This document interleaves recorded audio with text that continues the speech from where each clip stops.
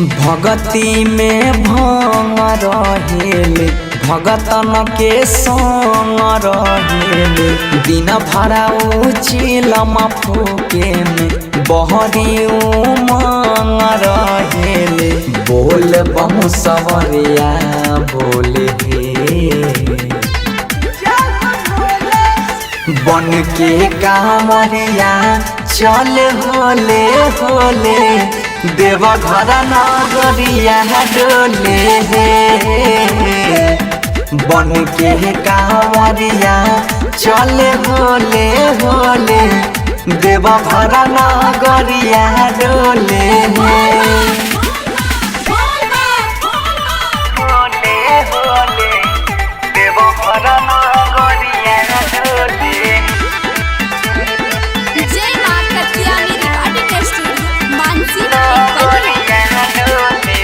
सखी मोरा सोनिया के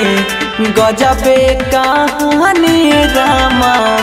गरीब के दान करके कहा बेदानी रामा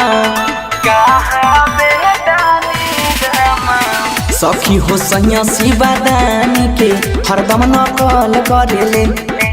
मेकअप लगा के रोज घूमत रहे शिव जैसन सकल करेले लागे शिव जोगिया डोले बन के कांवरिया चल होले होले देवघर नगरिया डोले बन के कांवरिया चल होले होले देवघर नगरिया डोले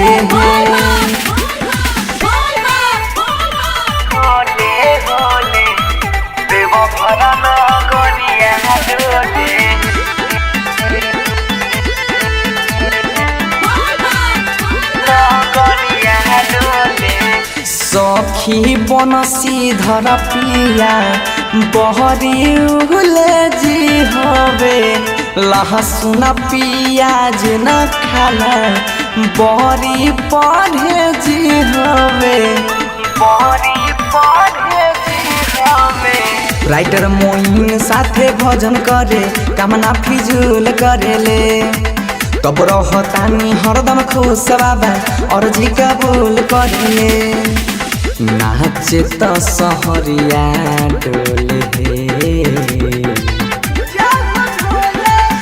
बन के कांवरिया